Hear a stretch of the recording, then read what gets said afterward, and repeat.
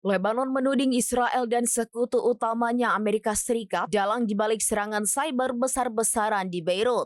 Diketahui hampir 3.000 warga Lebanon terluka dan 9 orang tewas akibat ledakan pager pada Selasa 17 September 2024.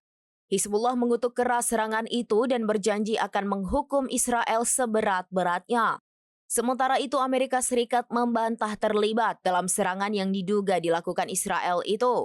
Juru bicara Departemen Luar Negeri Matthew Miller menegaskan Amerika Serikat tidak ikut campur dalam serangan terbaru di Lebanon.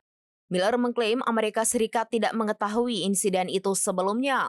Di sisi lain, Perdana Menteri Israel Benjamin Netanyahu dikabarkan menyetujui aksi peretasan yang meledakkan pager Hizbullah.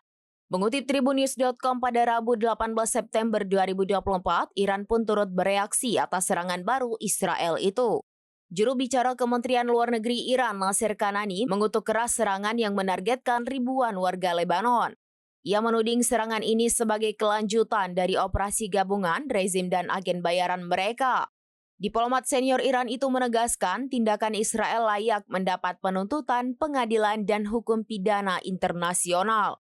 Ia juga mengimbau masyarakat internasional untuk segera mengambil tindakan terhadap impunitas otoritas kriminal Zionis.